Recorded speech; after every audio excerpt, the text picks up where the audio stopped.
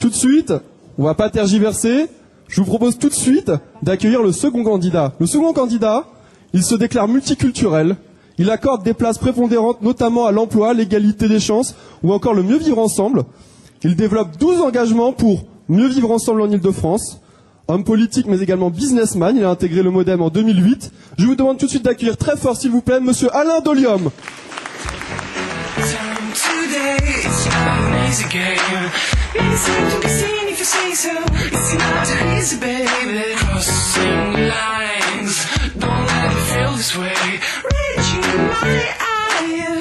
Monsieur Dolium serre la main du panel.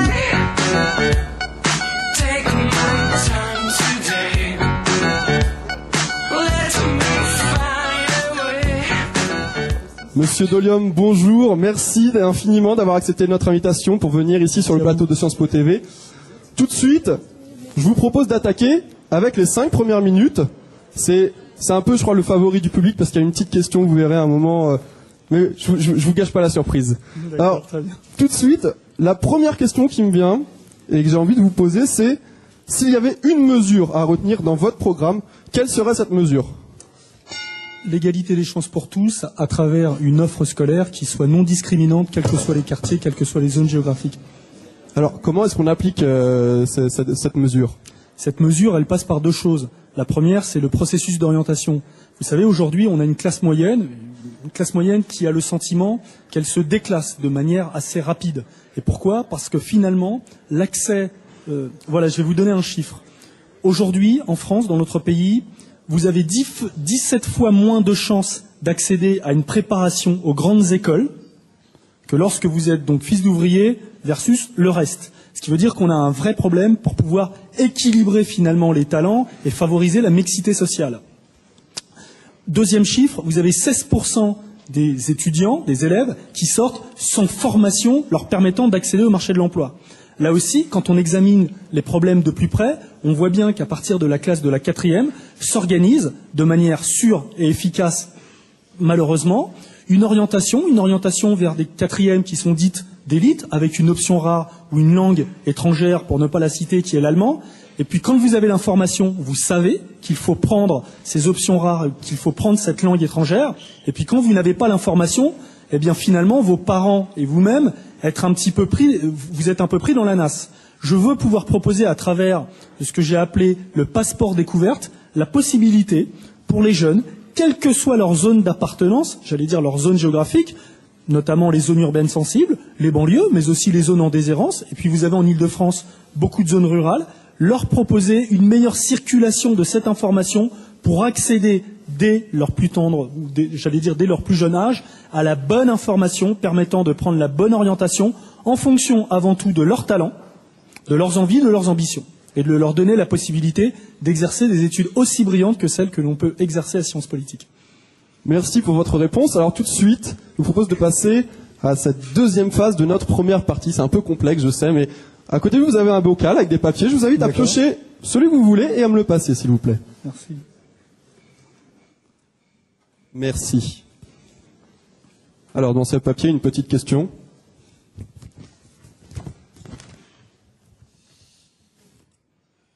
Ah, question politique, ça tombe bien. Josiane a 65 ans. Elle est retraitée. Elle souhaite un renouvellement profond de la classe politique et veut qu'une nouvelle génération soit aux responsabilités de la région. Elle est donc opposée au cumul des mandats. Josiane aimerait savoir si vous vous engagez à ce que la totalité des élus de votre liste se consacrent uniquement à leur mandat de conseiller régional. Alors, c'est une question qui n'a pas été évoquée avec mes colistiers. Je vais quand même y répondre. Aujourd'hui, je pense qu'effectivement, il faut renouveler la classe politique, l'ouvrir, faire respirer la démocratie, donner plus d'oxygène. Pour donner l'oxygène, il faut éviter, et je suis très conscient de cela, il faut éviter le cumul des mandats. Le cumul des mandats, c'est s'autoriser surtout à ne pas faire émerger les talents qui veulent poursuivre l'œuvre, réalisée par les aînés. Donc, à titre personnel, je ne suis pas pour le cumul des mandats, et c'est vrai que je voudrais pouvoir partager cette idée avec mes colistiers. Merci. Il nous reste encore 1 minute 33, vous êtes très rapide, monsieur Dolium. Je vous propose tout de suite de passer à la deuxième étape de notre présentation. avec les questions du panel. Alors, il me semble que Diane a une question à vous poser. Alors, Diane, présentez-vous et posez votre question. Bonjour. Bonjour. Diane, 18 ans, deuxième année, étudiante à Sciences Po en deuxième année. Vous êtes au Modem depuis 2 ans. Vous avez aucune expérience particulière en politique. Pourquoi voterions-nous pour vous? Alors, c'était très intéressant cette question, parce que si d'aventure l'expérience affichée par les politiques actuelles était une expérience qui a abouti à des résultats significatifs, probants et positifs, nous le serions. Aujourd'hui, on a intérêt, là aussi en classe politique, à introduire de la mixité. Pourquoi? De la mixité, mais j'entends dans les profils. Quand vous regardez, quand vous analysez de plus près la situation en Île-de-France, vous avez un potentiel économique incroyable. 29% du PIB. Vous avez 40% de la recherche et du développement qui est concentré sur l'Île-de-France. Vous avez 700 000 entreprises, dont une écrasante majorité de TPE, de PME. Et puis, en rapport avec cela, vous avez 500 000 chômeurs, vous avez 200 000 chômeurs qui arrivent bientôt en fin de droit, vous avez des faillites d'entreprises, je crois qu'on en a eu 10 000 ou un petit peu plus de 10 000 cette année. Bref, si ces résultats concernant la région Île-de-France étaient probants et positifs, je le répète, avec essentiellement des acteurs qui sont issus du sérail politique, des professionnels de la politique, ça se saurait. Et manifestement, ça se sait que les résultats ne sont pas très bons. Ça ne veut pas dire qu'ils sont totalement responsables. Ça veut dire qu'à un moment, lorsqu'on fait de la politique et lorsque l'on veut faire avancer la région ou avancer le pays, il faut aussi pas simplement se circonscrire son propos ou sa démarche à un propos, mais il faut avoir cette capacité à pouvoir agir, à concrétiser les choses et se fixer une obligation de résultat. Aujourd'hui, je pense que les politiques ont besoin d'intégrer en leur sein des gens qui savent aussi, issus de la société civile, être en permanence sur cette notion du résultat. Les deux profils sont sans doute intéressants. Il convient de les mixer. Je pense que ma candidature, à ce titre, est intéressante. Pourquoi? Parce que je suis issu de la société civile, certes, mais également du monde associatif. Le monde associatif, vous travaillez sur beaucoup de sujets. Je travaille sur le développement des technologies, le développement des nouvelles économies, sur l'orientation ou les questions de diversité au sens large, intégrant la question du handicap. À un moment, vous voulez aller plus loin, et pour aller plus loin, il convient de disposer du levier politique, en collaboration étroite avec des experts qui sont parfois des technocrates et qui permettent de faire d'une part la bonne analyse, d'autre part articuler la bonne solution et surtout la concrétiser. Merci Monsieur Delium. Tout de suite, une deuxième question. Alors je crois que c'est une question jeunesse et culture avec Rémi. Oui, bonjour Monsieur Dolium. Bonjour. Je suis étudiant donc en master à Sciences Po et je crois que nous avons visiblement un intérêt commun puisque ce sont les technologies numériques. Je crois que vous avez même monté une entreprise là-dedans. Donc j'ai une question un petit peu polémique à vous poser. François Bayrou et le mouvement démocrate, je trouve, ont été particulièrement mous dans leur opposition aux lois Hadopi, qui sont des lois qui sont pour moi fondamentalement anti-jeunes en tant que elles s'opposent aux capacités de création d'entreprises et d'innovation sur Internet. Alors aujourd'hui, alors que le Modem n'a pas été vraiment très fort là-dessus, vous sollicitez les jeunes pour qu'ils vous accordent leur confiance. Comment peuvent-ils justement vous faire confiance sur ce point-là? Et comment pouvez-nous vous convaincre que vous n'allez pas vous aussi être aussi mou sur des aspects du numérique et des libertés sur ces espaces pour la création et l'innovation? Merci. Alors, ne pas être aussi mou sur ces questions-là, je ne dirais pas tout à fait cela. Je pense qu'au mouvement démocrate, il y a un certain nombre d'interlocuteurs, et d'ailleurs il y a même une commission sur le sujet, il y a un certain nombre d'interlocuteurs et des spécialistes qui travaillent sur ce sujet-là. Maintenant, on doit distinguer deux choses. La première, c'est comment fait-on pour permettre à n'importe qui de pouvoir accéder à une information qui soit riche dans son contenu et qui soit intéressant, pertinent et puis avec une certaine liberté. Ça, c'est un premier sujet, on y arrive, c'est plutôt les tuyaux, si je puis dire, c'est l'infrastructure. Il y a un deuxième sujet, c'est comment fait-on en sorte que cette information, elle ne soit pas dans son contenu parfois déviante, parce que ça existe, et on ne peut pas le nier. À un moment, il faut pouvoir soit responsabiliser, soit pour accélérer cette responsabilisation, légiférer. La Hadopi, ça ne me paraît pas être la meilleure des choses. Ça me paraît surtout être une manière de cadenasser un média, de faire en sorte que le web, et je l'assume, de faire en sorte que le web soit une fois de plus aux mains d'un appareil qui n'a pas forcément envie de voir émerger d'autres courants de pensée, et le web permet de faire émerger des courants de pensée différents, puisqu'en plus, le contenu peut être fabriqué par les personnes qui le consultent, le web 2.0. À titre personnel, vous pouvez vous imaginer que je suis très actif sur ces sujets-là, parce que je le connais, parce que j'en vois les possibilités, les potentialités, et que c'est sans doute aujourd'hui le web qui va révolutionner la perception que l'on a du politique pour à chaque fois se permettre d'être en échange interactif. Ah, merci. Le gong est très strict, hein. C'est 5 minutes. À Sciences Po, on a des règles comme ça. C'est 5 minutes, c'est 5 minutes. Merci. Merci à vous de respecter les règles. Non, vous respectez les règles, merci à vous. Donc tout de suite, je vous propose de retrouver mon comparse, Benoît, qui est dans les travées et qui a apparemment des questions de la salle. Alors, est-ce qu'il y a des questions de la part de la salle? Est-ce qu'il y a des questions de la salle? Levez la main, je vois qu'il y a une question au fond là-bas, mais ça m'évite de... Ce serait bien qu'il y ait une question plus proche. Ok. Donc je dois faire le tour pour aller chercher ma question de l'autre côté. Il faut me blé. C'est du direct. Ouais, je suis de l'autre côté. Où est la personne qui veut poser une question? Ici. Voilà.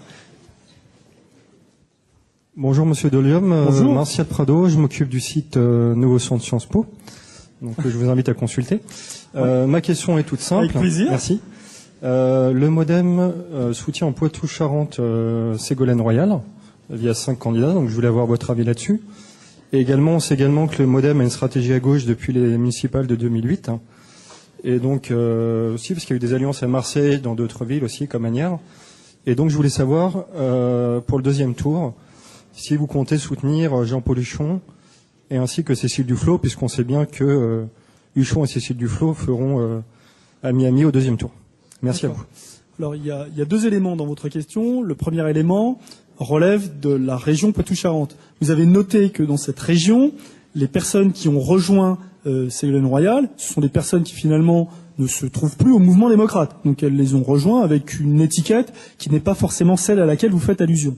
La deuxième chose, vous parlez d'alliance éventuelle. Alors on a tous noté que le premier tour était le 14 mars. Nous avons un projet aujourd'hui qui a suffisamment d'aspérité, qui a été bâti pour et avec les Franciliens, pour des questions d'égalité des chances, notamment formation, apprentissage, ou une offre de transport qui permet de désenclaver qui permettent de désenclaver les zones rurales ou les zones en déshérence, et puis un certain nombre d'autres sujets comme la thématique du développement économique et de l'emploi qui constitue pour moi une priorité absolue. Je pense qu'aujourd'hui, quand on parle de transport, on fait une erreur colossale, non pas de parler de transport, mais de ne pas parler de transport chaîné avec un élément essentiel qu'est l'entreprise. Pourquoi? Puisque vous avez une majorité des trajets qui sont faits entre l'emploi et le domicile. Ça veut dire qu'à un moment, on pourrait se poser la question aussi, dans le cadre de la stratégie de développement économique, de rapprocher l'emploi avec une logique de bassin d'emploi plus proche du domicile. Quand on a ces priorités-là, un projet avec de telles aspérités, il est évident qu'on a surtout pour ambition de s'allier avec le francilien. Ça veut dire quoi? Ça veut dire que ma posture à moi, elle est avant tout de dire, s'il doit y avoir alliance au second tour, elle ne peut se faire que sur la base des idées et sur la base d'un projet. Vous avez un certain nombre de personnes qui peuvent être intéressées par ces priorités, et puis d'autres, non. On est quand même, évidemment, très éloigné dans notre projet d'une vision qui serait circonscrite pour révolutionner Paris et la région Île-de-France au Grand Paris. Bien évidemment que j'en suis loin. J'en suis loin pour 2 raisons. La première, parce que le tracé du Grand Paris proposé, c'est un projet donc porté par l'UMP. Ce projet porté par l'UMP développe un tracé qui aujourd'hui ne permet pas de rétablir l'équilibre des zones et des territoires entre donc l'Est notamment et l'Ouest. Première raison pour laquelle je suis opposé à ce Grand Paris. Deuxième raison pour laquelle je suis opposé à ce Grand Paris, c'est son mode de financement qui me semble cavalier, voire plus, puisqu'aujourd'hui on nous explique qu'on va pouvoir financer ce projet qui structure l'offre politique de l'UMP à travers des plus-values foncières. Or, on sait pertinemment, l'expérience à Londres et à Madrid l'a montré, qu'il n'est pas possible de financer de l'infrastructure transport avec ce type de financement. Donc je suis éloigné déjà d'un projet et de manière assez importante. Maintenant, je suis quelqu'un d'ouvert et je ne veux pas être dans l'affrontement bloc contre bloc. Je ne suis pas rentré en politique pour avoir d'un côté à guerroyer, j'allais dire, avec un État de droite et de l'autre côté avec une région de gauche, PS, effectivement, plus vert. Je suis rentré en politique pour satisfaire aux intérêts des gens qui sont pris en étau entre ces 2 grands blocs. Eh bien, voilà une question qui a le mérite de rentrer complètement dans notre délai. C'est formidable. Je vous propose immédiatement de passer à la partie suivante avec les questions des internautes. Et je rejoins tout de suite avec Benoît, nos collègues de rue 89. Je suis avec Julien Martin de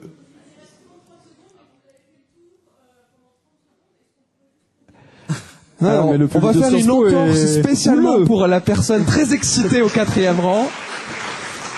Effectivement, il restait 33 secondes. Je crois qu'il y a une question pour vous. Bah écoutez, j'ai fait le tour 2 fois, il y avait personne qui voulait prendre la parole. Je vais tout de suite vous donner le micro et vous, comme ça, vous pourrez poser votre question. Pour la prochaine fois, n'hésitez pas à sauter si vous avez une question, ce sera plus simple pour nous. Allez, restons calmes.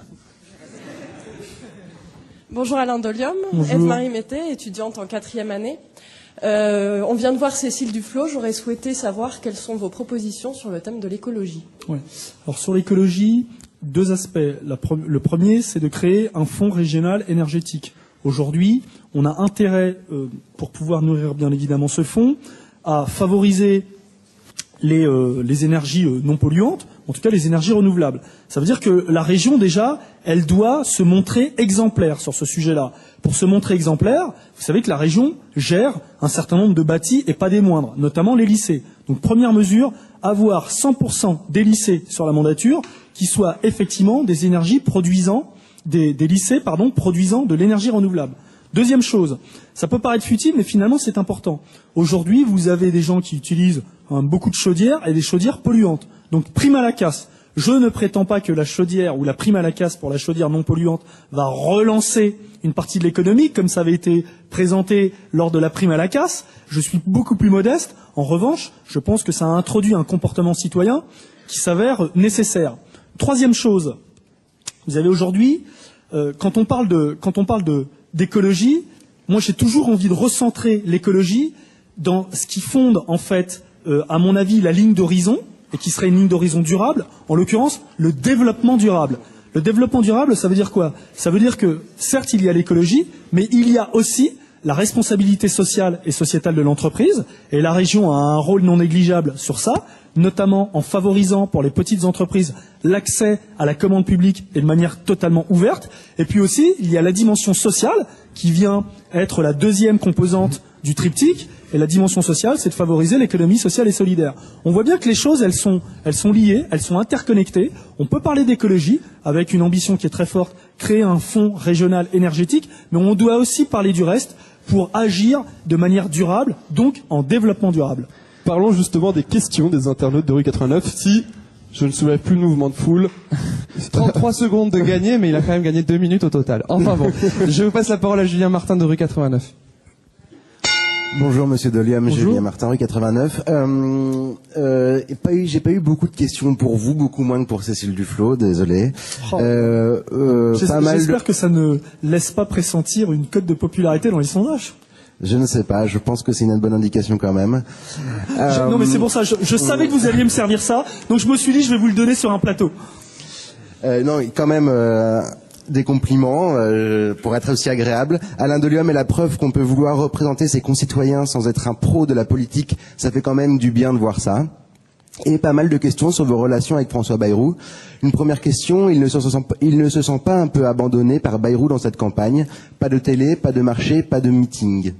Alors non, absolument pas. François Bayrou aujourd'hui, c'est peut-être, à mon sens, un des hommes politiques qui connaît le mieux la réalité des 22 régions. Ça veut dire que pour la région Île-de-France, je vais souvent consulter sur un certain nombre de sujets pour pouvoir orienter les projets et les initiatives et les engagements que l'on s'est fixés pour l'Île-de-France.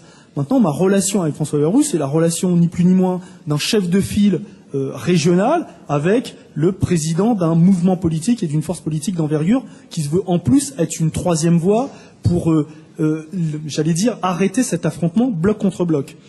Aujourd'hui, on a une équipe, et vous l'avez noté, pour pouvoir mener à bien cette campagne. Vous avez 209 personnes. Se sentir seul avec 209 personnes, ça me paraît un petit peu compliqué. Et puis vous avez un parti qui est parti à la conquête de 22 régions, c'est 1500 personnes. Donc non, le MoDem le mouvement démocrate est un parti aujourd'hui extrêmement organisé, avec, comme tous les partis, lorsqu'il s'agit d'une élection régionale, certaines difficultés, mais ni plus ni moins que celle affichée, à l'UMP, au PS ou chez les Verts. Le fait est que François Bayrou est très très impliqué dans cette campagne où les enjeux régionaux sont importants, avec des spécificités sur chacune de ces régions. On sait que ça débat dans un parti, et justement, quelles sont les parties du programme que vous avez réussi à imposer au MoDem, qui n'auraient pas forcément été défendues par le MoDem sans votre candidature, qui n'étaient pas forcément la tasse de thé de François Bayrou ou encore Marielle de Sarnez? Non. Les problèmes, on les connaît en Ile-de-France. On connaît les problèmes d'emploi. Quand vous consacrez le pouvoir ou l'exécutif sortant, PS plus Vert, consacre 2,3% hors économie sociale et solidaire. Donc la réalité, c'est 2,3% de 4,5 milliards d'euros au développement économique et à l'emploi. 2,3% sur ce montant-là. Les problèmes, on les connaît. On connaît aussi les problèmes en matière de formation, en matière de logement. Il doit y avoir 60 000 logements pour pouvoir satisfaire à la demande. Finalement, on a atteint 35 000. Donc on voit les points forts, on voit les points faibles de cet exécutif sortant. Par contre, il est vrai que mon profil, très soucieux du développement économique et d'un développement économique équilibré, pour pouvoir assurer finalement une harmonie, un mieux vivre ensemble, quels que soient les territoires en Ile-de-France, donc vouloir jouer avant tout comme priorité, comme engagement prioritaire, le développement économique et l'emploi, il est très clair que j'ai beaucoup poussé sur ça. C'est évident. Il n'empêche que cette idée-là, elle existait bien avant que j'arrive au mouvement démocrate, et vous pouvez vous en douter. Une dernière question peut-être ? Une question qui est venue très tôt, en fait, peut-être parce que vous êtes au MoDem et donc centriste. Le Figaro.fr annonce la nomination de Michel Charasse, un ancien socialiste, par donc un UMP, au Conseil constitutionnel. Ça vous fait plaisir ? Très sincèrement, j'ai pas de commentaire particulier à faire. Bon, moi, j'ai été, comme chacun sait, j'ai voté Parti socialiste pendant jusqu'en 2002. Donc Lionel Jospin, premier tour. Au second tour, j'étais très embêté. Voilà. En 2007, j'ai voté François Bayrou au premier tour. Ensuite, j'ai voté Ségolène Royal, en espérant à cette époque-là que si Ségolène Royal accédait aux affaires, elle puisse élargir le gouvernement pour avoir effectivement des centristes aux affaires. Aujourd'hui, on a un parti, le Mouvement démocrate, qui est un centre libre et indépendant. Et puis de manière libre et indépendante, je ne commenterai pas la nomination de Michel Charasse. Ça m'inspire pas plus que ça. Merci. Peut-être rapidement, est-ce qu'il y a un commentaire encore sur la candidature? Non, plus rien. Eh bien, passons tout de suite à la 5e étape de nos 5 x 5 minutes. Alors, la 5e étape, elle est un peu particulière, puisque la 5e étape, en fait, c'est un peu le débat entre les différents candidats, mais sans le deuxième candidat. C'est un peu étrange. Mais donc à côté de vous, il y a un cahier. Je vais vous demander de l'ouvrir, page 2. Et page 2, il y a une question de Madame Cécile Duflot qui vous a précédé ici sur le plateau Sciences Po TV. Je vais vous demander de nous la lire. Question de Cécile Duflot, que je salue. Estimez-vous nécessaire d'engager dès aujourd'hui des mesures qui permettent la transformation écologique et de ne pas rester dans une logique d'accompagnement du système à bout de souffle? Alors, je pense que je fais partie, à mon avis, des 98% de Français et de Franciliens qui sont très très soucieux des questions d'écologie. Ça me paraît évident. Ensuite, lorsque l'on parle de transformation, de la transformation écologique, j'ai juste une question, ou en tout cas une remarque. C'est que j'ai cru comprendre que cette transformation écologique, elle s'organisait autour d'un concept qui s'appelle la décroissance.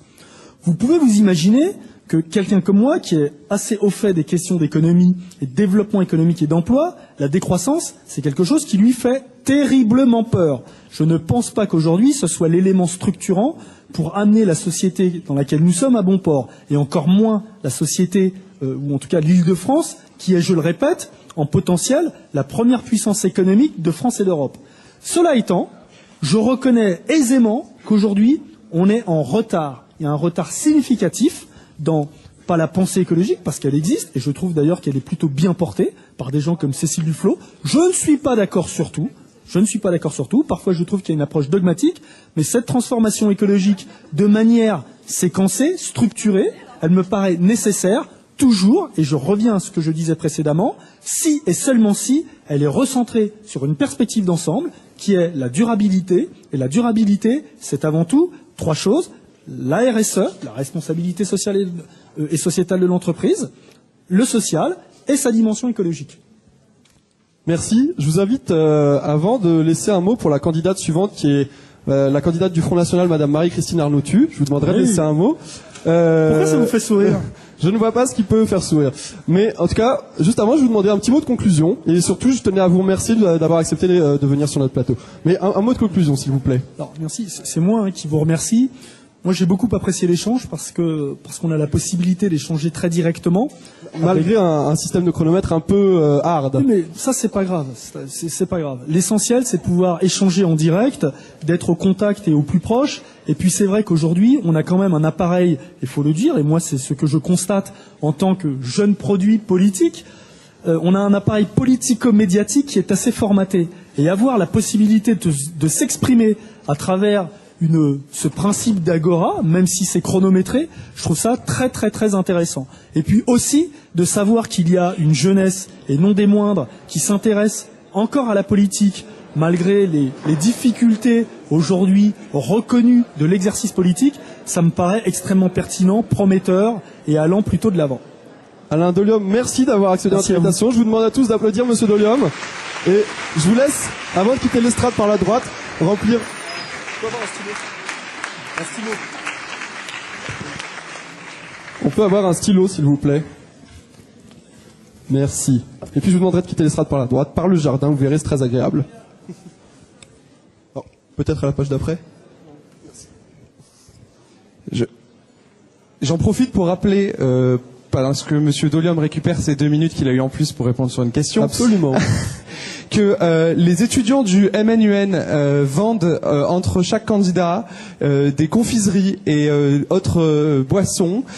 Si vous voulez bien participer, ça les aiderait à financer un projet collectif de jouer aux diplomates à New York. Et voilà, c'est important pour eux. Si vous pouvez les soutenir en achetant une confiserie dans les pauses. Voilà. Les projets à Sciences Po sont incroyables. Jouer aux diplomates.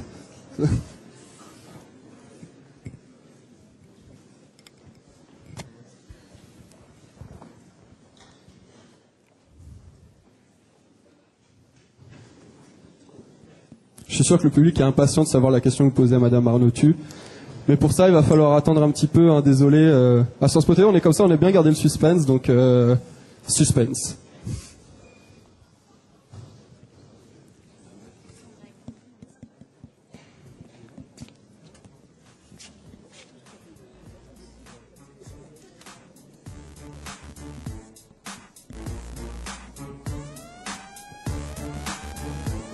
Merci beaucoup et bonne chance.